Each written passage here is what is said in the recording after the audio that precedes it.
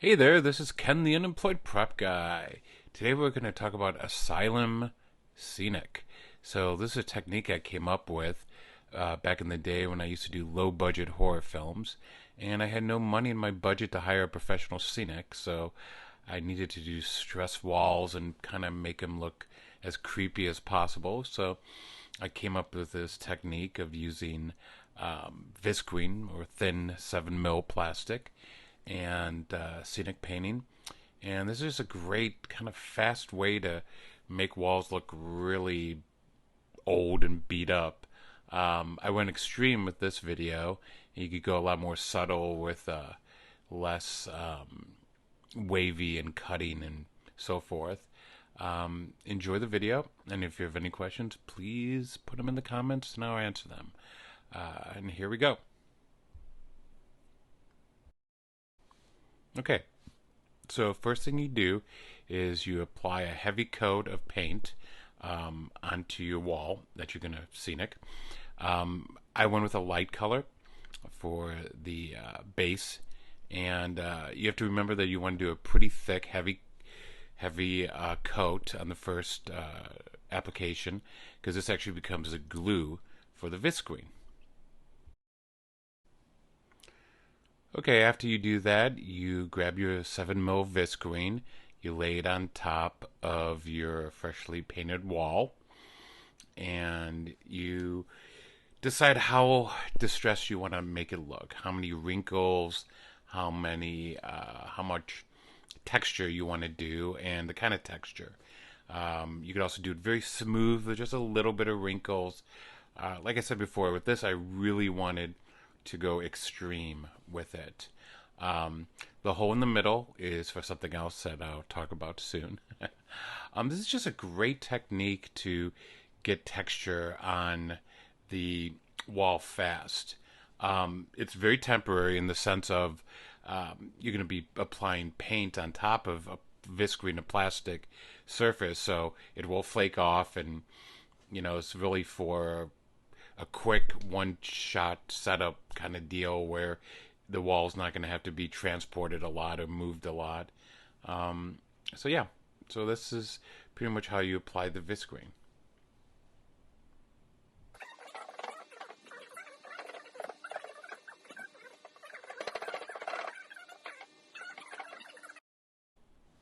And then you apply the same base color, light, or you could do a different color and play on top of the visqueen.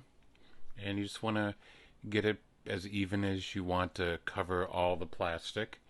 And yeah, so that's that aspect of it. Next.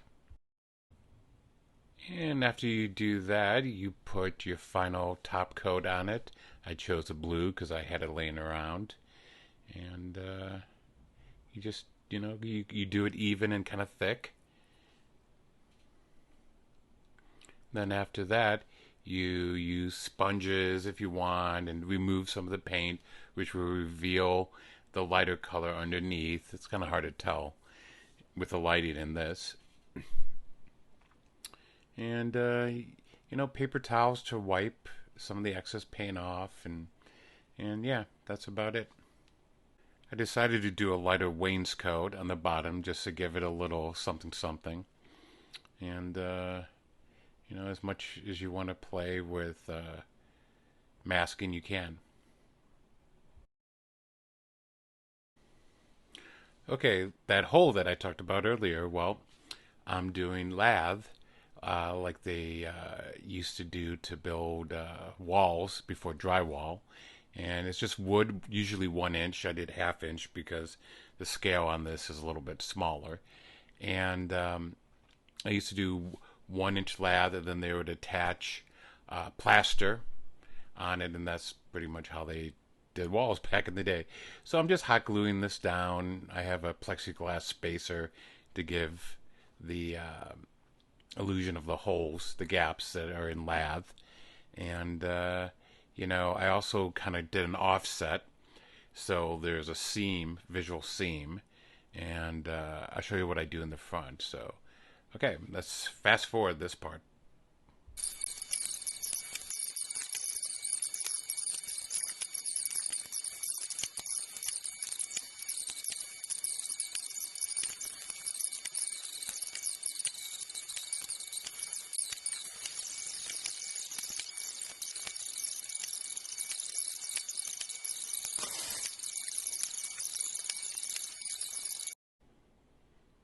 Okay, now the front of the lath, I decided to use a Sharpie, and then I make just little dots, and it kind of runs a little bit.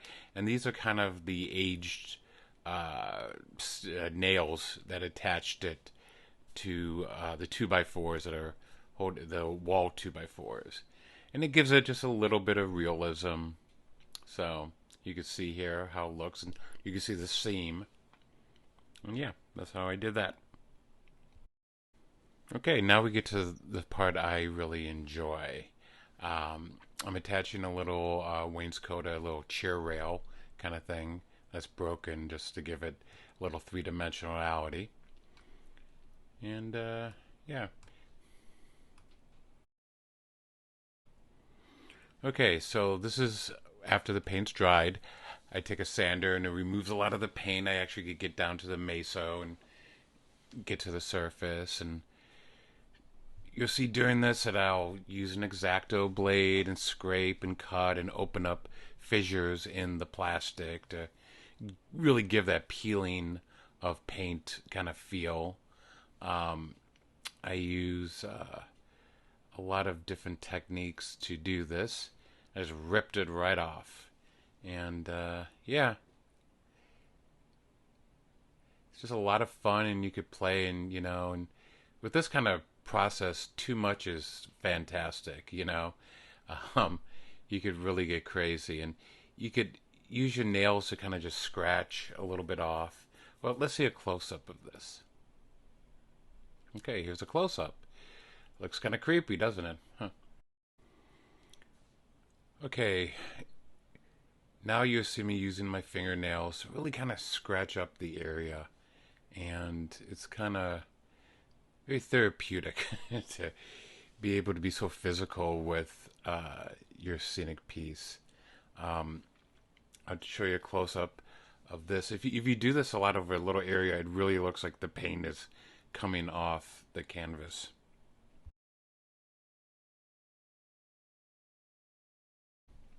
Okay, now comes the painting part, where I'm going to kind of pickle the lath using a white wash, just white paint and water.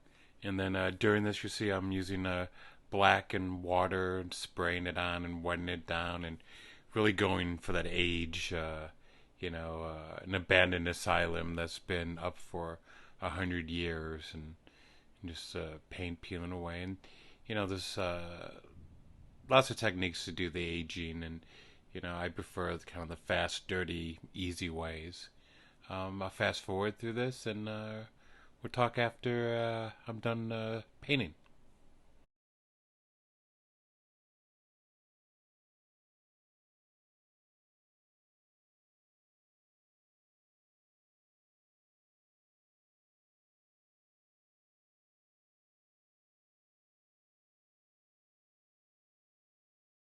Okay, this is the final wall piece.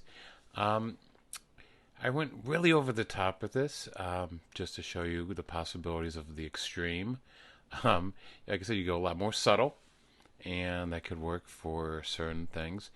You could play with the top coats and undercoats and do multiple coats. You could apply another layer on this. You could use plaster on the lath coming through to really have it chipping off. Um, you can mask a lot of the areas, or have ghost paintings where you would a picture was hanging on the wall for years. Maybe I'll do a video about stuff like that soon. I don't know. I hope you enjoyed it, and if you have any questions or comments, please put them down. Subscribe, share, send me money, cash. I prefer $100 bills. Just kidding. I'm unemployed. Hopefully things are going to open up soon, and we can get back to work. If people start getting that vaccination and stop being idiots. Um, that's all I got to say about that. See you on the next video.